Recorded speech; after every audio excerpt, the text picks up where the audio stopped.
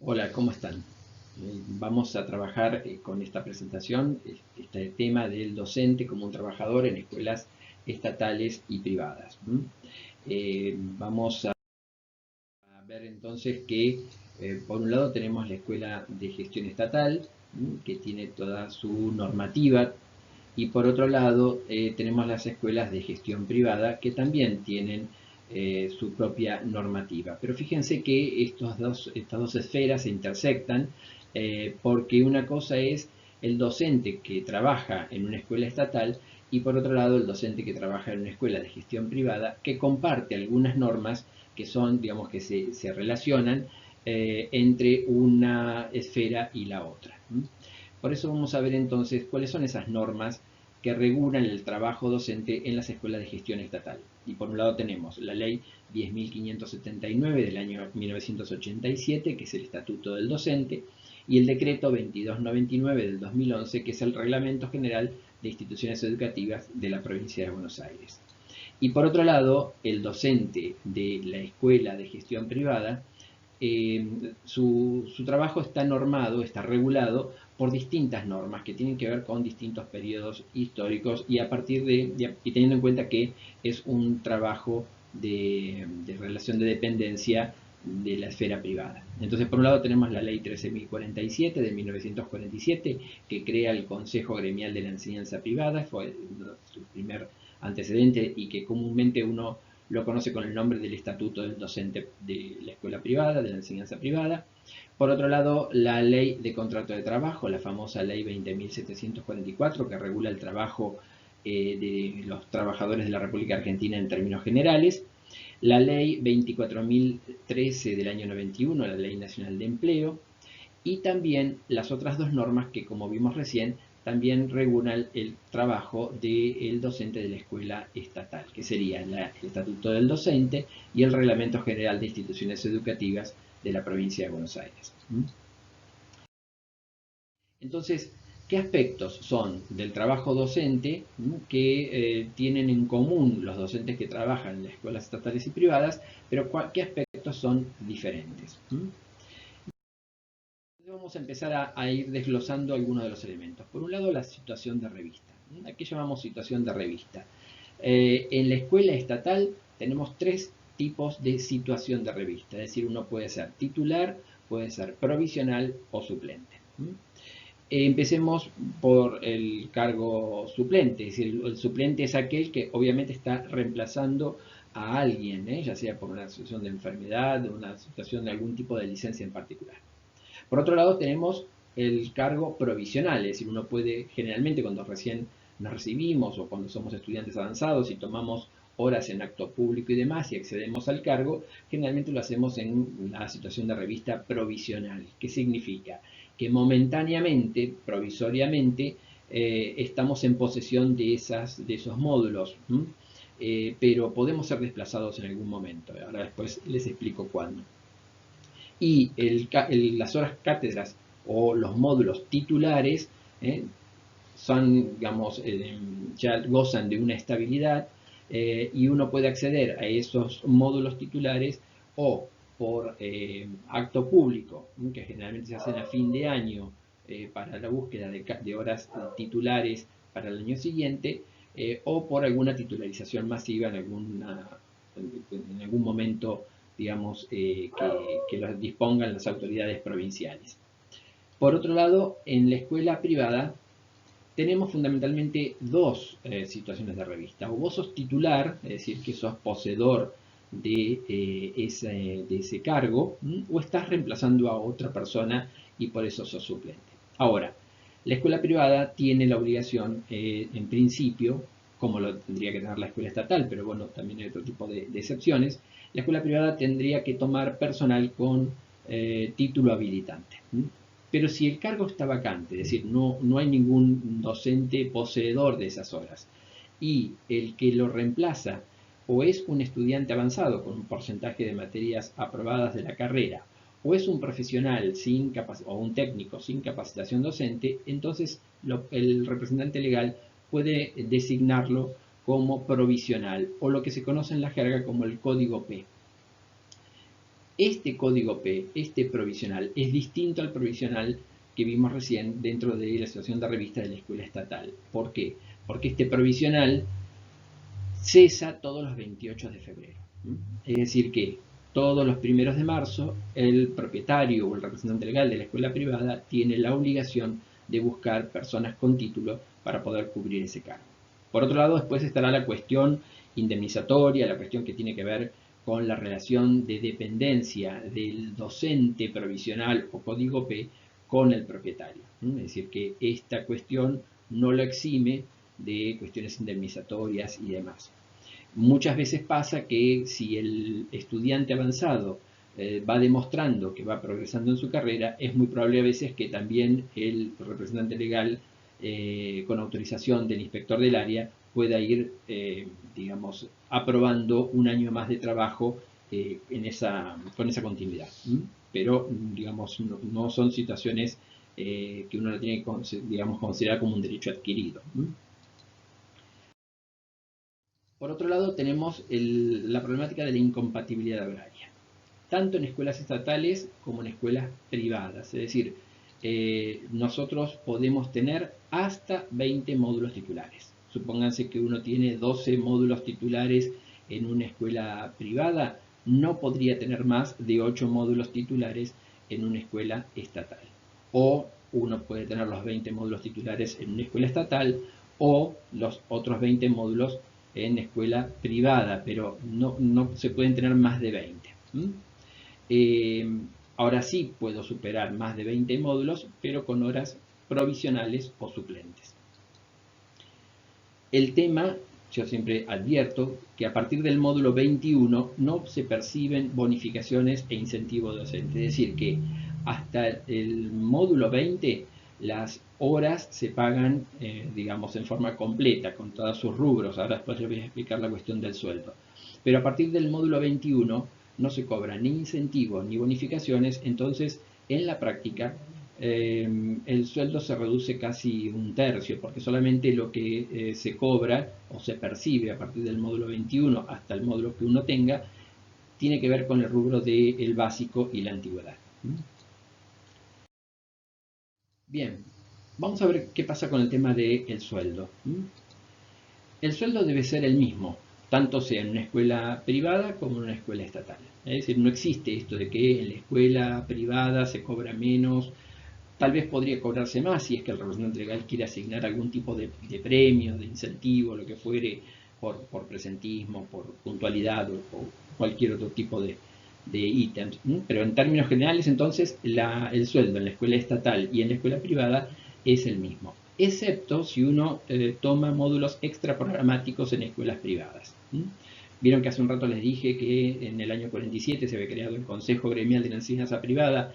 Ese consejo va emitiendo siempre una tabla de valores de las horas, digamos, por las horas de trabajo, y comparativamente con el sueldo de provincia de Buenos Aires es considerablemente menor.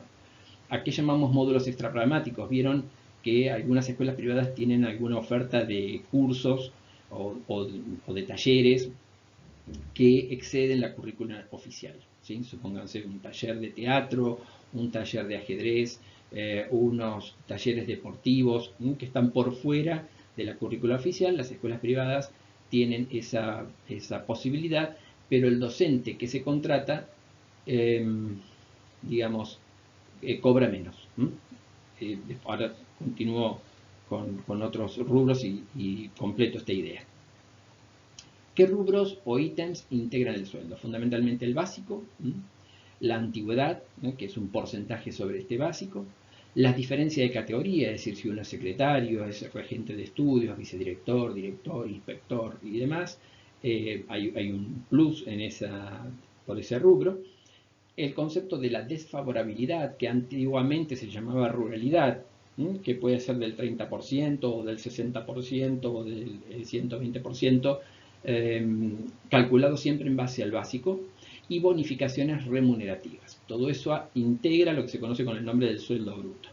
A eso tenemos que hacerle los descuentos. Tenemos descuentos por obra social, descuentos por jubilación, por los sindicatos, si uno está afiliado a alguno de los sindicatos, y algún otro descuento que a veces uno, digamos, adhiere en forma optativa, como por ejemplo esos seguros por sepelio, seguros por accidentes personales, etc. Y a veces tenemos unas bonificaciones no remunerativas. Actualmente no estamos teniendo estas bonificaciones no remunerativas, es decir, no remunerativas significa que no sufren descuentos, que también en la jerga comúnmente uno dice, bueno, es sueldo en negro, porque estas bonificaciones no se trasladan a las jubilaciones, por ejemplo. Y el incentivo docente, que es una suma de dinero que envía el Ministerio de Educación de Nación. Bien. ¿Cómo se calcula este sueldo? ¿Qué cosas tienen que tener en cuenta? El básico, digamos, el básico que se considera base, es siempre el sueldo del preceptor. Ese es el coeficiente 1.0, que con respecto al profesor de escuela secundaria equivale a 10 módulos semanales de clase. Supónganse 10 módulos semanales de clase. Si estuviéramos hablando de una asignatura, supongamos como biología, que en cada curso tiene 2 horas semanales de clase, tener 10 módulos implicaría tener 5 cursos de biología, o 5 cursos de historia de 2 horas, o 5 cursos de física de 2 horas. Tengan en cuenta entonces que el módulo semanal es de 1 hora reloj, 60 minutos, y es el equivalente de 1 hora y media cátedra. Anteriormente se hablaba de la hora cátedra, que era la hora de 40 minutos. Entonces, si ustedes acumulan 20 módulos semanales, sean titulares, provisionales o suplentes, lo que están teniendo son 2 cargos docentes en escuela secundaria. Ahora, este valor de la hora semanal es igual, seas titular, provisional o suplente. Lo único que va diferenciando el salario tiene que ver con los otros rubros que les mencioné, ¿no? La antigüedad o la jerarquía, pero en términos generales el sueldo es lo mismo si somos titulares, provisionales o suplentes. Como les dije recién, a partir del módulo 21 no se perciben bonificaciones ni incentivos. Esto hay que tenerlo en cuenta porque uno a veces quiere incrementar más horas y supone que el sueldo va a ser mayor, y no necesariamente en la proporción que uno piensa. Y a su vez, entonces hay un escalafón que determina el sueldo básico según el cargo. Por ejemplo, en la escuela secundaria, ¿cómo se calcula un sueldo de un bibliotecario? Bueno, al básico del preceptor se lo multiplica por 1.20. Al de secretario se toma entonces el básico del preceptor, se lo multiplica por 1.80. El de director de primera categoría con más de un turno, se toma el básico del preceptor, se lo multiplica por 2.7. El de vicedirector de primera categoría con más de un turno, lo mismo, básico del preceptor por 2.40. Un regente de estudios se lo multiplica ese básico por 2.16. Un inspector se multiplica ese básico del preceptor por 3.60. Es decir, que a partir de ese básico se toma como base, y a partir de ahí se van calculando por porcentajes los demás rubros. Y a partir entonces del básico, como les decía, se calcula la antigüedad que corresponde. El Estatuto del Docente establece una tablita que en función de la cantidad de años nos corresponde un porcentaje de antigüedad hasta cumplir los 24 años de antigüedad, que sería el tope de esa tabla. ¿Qué nos pasa con las obras sociales? Acá tenemos una diferencia. Recién decíamos, el sueldo tiene que ser el mismo, tiene los mismos rubros, ¿sí? Pero en las obras sociales hay diferencias. Por un lado tenemos, en la escuela estatal aportamos el 4,8% del sueldo a IOMA, que es el Instituto de Obra Médico Asistencial. En cambio, en la escuela privada, si somos ingresantes a la escuela privada, nos empiezan a aportar a OSDOP, que es la obra social de docentes particulares, pero cuando cumplimos un año podemos elegir cualquier otra obra social nacional sindical. Y aportamos, el aporte personal es del 3% del sueldo bruto. Tengan en cuenta que si trabajan en una escuela estatal y en una escuela privada, van a tener las dos obras sociales y van a aportar a las dos. Es decir, porque el docente de la escuela estatal sí o sí tiene IOMA, que es una obra social, una mutual, que tiene que ver con digamos que nuclea a todos los docentes y a todos los empleados estatales. Ahora, si trabajo solo en la escuela estatal, como les decía, no puedo optar por otra obra social, pero en la escuela privada sí. Bien, ¿qué nos pasa con el tema de la jubilación? Al día de hoy, porque digamos, cuando ustedes digamos, se jubilen puede esto cambiar. La jubilación hoy, tanto en escuelas estatales como en escuelas privadas, aportamos al Instituto de Previsión Social de la provincia de Buenos Aires, es el IPS, y el descuento que tenemos es del 16% del sueldo bruto. Piensen ustedes que las jubilaciones que son el resto de los trabajadores que aportan al ANSES aportan el 11%. Es decir, nosotros estamos aportando en actividad un 5% más. Y esto yo siempre lo aclaro porque como nos podemos retirar más jóvenes, digamos, no es que nuestra jubilación sea una jubilación de privilegio, sino en realidad lo que estamos haciendo es aportando mucho más, 5 puntos mensuales más de jubilación para poder, digamos, sostener esta jubilación anticipada, ¿no? Bien, ¿qué pasa si sos docente extraprogramático en una escuela privada? Entonces sí, lo que aportás es al ANSES, un 11%, y te jubilás en el futuro con los requisitos de nación. Que ustedes saben que actualmente son 60 años las mujeres y 65 años los hombres. Pero, ¿cuáles son los requisitos hoy para obtener la jubilación mínima, que sería el 70% del sueldo en actividad en la docencia? Hay que reunir 3 requisitos fundamentales. Tener 50 años de edad, 25 años de servicios, y de esos años de servicio, por lo menos 10 años tienen que estar frente a alumnos. Es decir, se entiende por frente a alumnos en el caso de los profesores, los preceptores, los bibliotecarios. Y si se incrementan esos años, se aumenta la jubilación hasta un 85% del sueldo en actividad. Lo que sí tiene este sistema es que un docente jubilado puede retomar la actividad docente aportando, pero sin, digamos, la antigüedad. Es decir, uno vuelve a la actividad una vez que es jubilado, pero en su sueldo no cobra la antigüedad porque ya la usó justamente para jubilarse.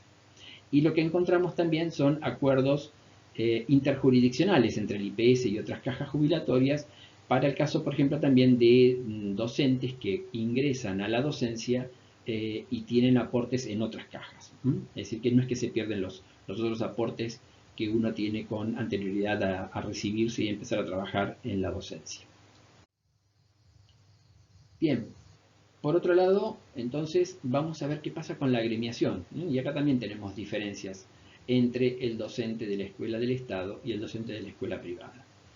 Por un lado, entonces, la agremiación es opcional y se aporta un porcentaje del sueldo del docente. Es decir, que, por ejemplo, en la provincia de Buenos Aires los gremios mayoritarios son SUTEBA, la FEB y UDOCBA, y en cambio en la escuela privada, que también la afiliación es de tipo opcional, también se le descuenta un porcentaje del sueldo y el aporte se dirige a SADOP, que es el Sindicato Argentino de Docentes Particulares. ¿Qué pasa si trabajamos en las dos escuelas? Bueno, podrás optar o tener descuento en las dos escuelas y estar afiliado a dos gremios, o afiliarte a uno y no al otro. El tema es que si tuvieras un conflicto en una escuela privada y estás afiliado a SUTEBA no tiene representación gremial para, digamos, actuar frente a alguna situación que vos quieras en la escuela privada y viceversa, ¿no? Si estás afiliado a SADOP y quisieras alguna intervención en algún conflicto en la escuela estatal, no podrías hacerlo porque SADOP no tiene personería gremial en las escuelas estatales. Bien, veamos ahora otro de los rubros que tiene que ver con el régimen de licencias. Acá vamos a encontrar algunas diferencias entre la escuela estatal y la escuela privada. El docente de la escuela estatal, su régimen de licencia está previsto dentro del decreto 688 del año 1993 y contempla distintos tipos de licencia que depende de la situación de revista, seas titular, provisional o suplente. En cambio, el docente de la escuela privada, vieron que hay varias normas que regulan su actividad se rige por la disposición de la DIEGEP número 19 del año 1993 y contempla distintos tipos de licencia. Eso va a depender de la situación de revista, si sos titular o suplente o si sos código P. En realidad, digamos en la práctica, son casi las mismas licencias. El tema está en quién reconoce, quién subvenciona esas licencias.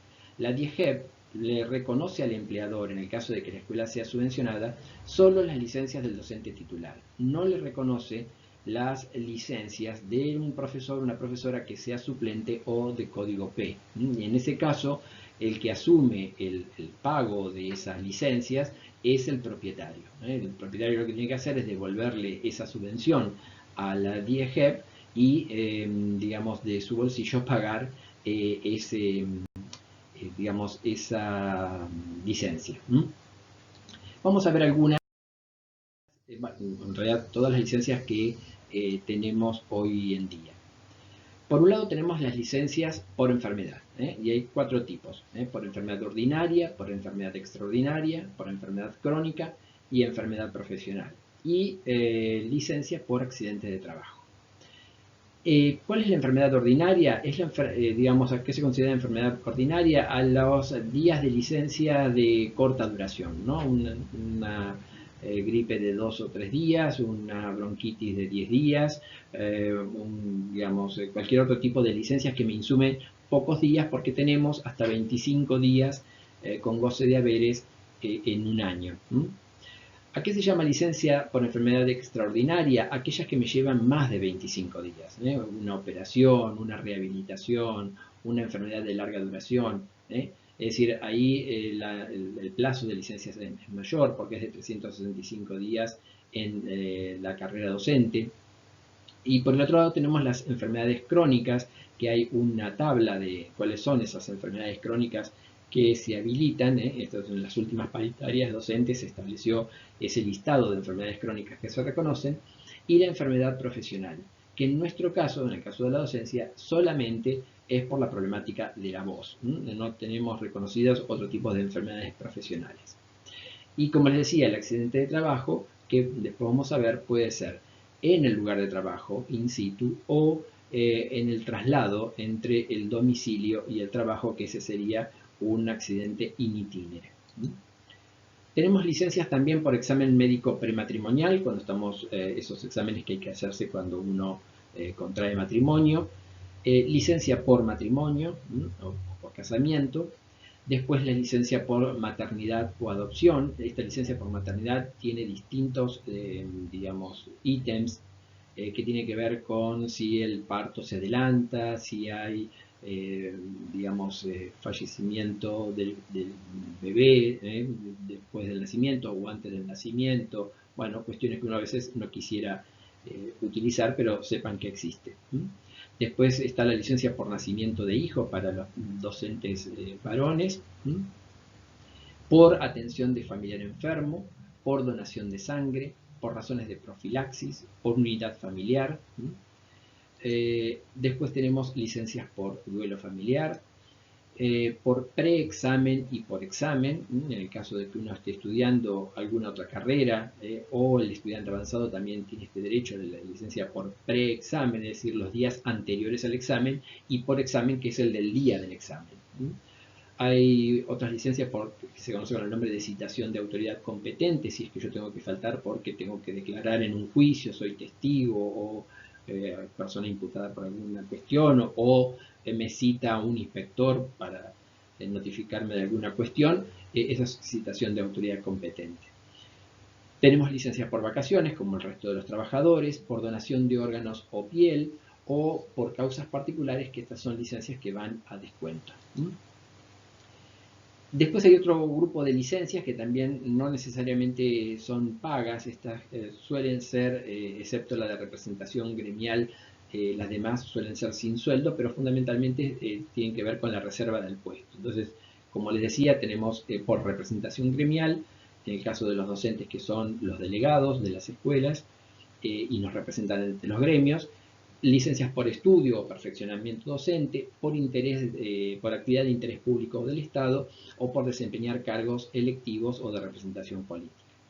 Últimamente se agregaron 2 licencias más en los últimos acuerdos paritarios, con el reconocimiento de las licencias por tratamiento de fertilización asistida y por exámenes médicos preventivos. Bien, venían las vacaciones, es decir, el tema de las vacaciones, tanto docentes de escuelas estatales como docentes de escuelas privadas tienen la misma cantidad de días de vacaciones. Es decir, tenemos 30 días corridos, es decir, todo enero, para quienes tienen menos de 20 años de antigüedad, y 40 días corridos para quienes tienen más de 20 años de antigüedad, es decir, todo enero y los primeros 10 días de febrero. Sí tenemos que tener en cuenta que el receso escolar de invierno, mal llamado vacaciones de invierno, en el mes de julio, no son vacaciones, es un receso. Es decir, que podríamos estar afectados a actividades, no con alumnos, pero sí actividades en la institución. No se usa, no se estila, pero sepan que es de esa manera. De igual manera, los docentes estamos en disponibilidad hasta el 30 de diciembre y a partir del 1 de febrero o del 11 de febrero, según corresponda. En la práctica, generalmente la convocatoria siempre es a partir del 10-11 de febrero y no antes. Bien, ¿qué nos pasa con el acceso al cargo? Por un lado, en la escuela estatal se accede por acto público. En la Secretaría de Asuntos Docentes, comúnmente uno dice en la SAT, se realizan los actos públicos a partir de unos listados y de esa manera uno se puede acceder al cargo y hay que inscribirse entonces anualmente para ir figurando en los listados oficial, complementario, supletorio y demás.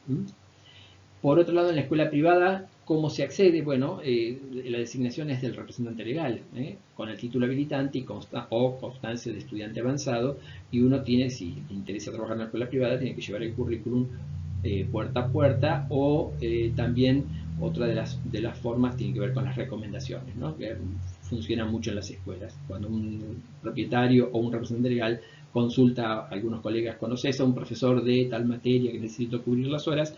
Se utiliza mucho también la recomendación. ¿Qué pasa con la remoción del cargo? ¿No? Acá hay una diferencia también sustancial entre la escuela estatal y la escuela privada. En la escuela estatal el empleo público goza de estabilidad, entonces para poder ser removido del cargo, el docente solo puede ser removido en caso de que salga desfavorable su sumario administrativo.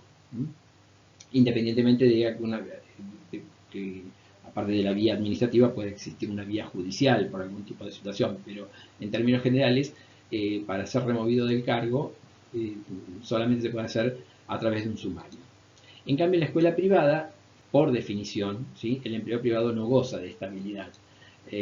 Entonces, esto va a depender de la evaluación del desempeño y la conformidad que tiene el propietario sobre tu trabajo, que vos puedas ir conservando tu puesto. Y entonces, ¿qué pasa si te despiden?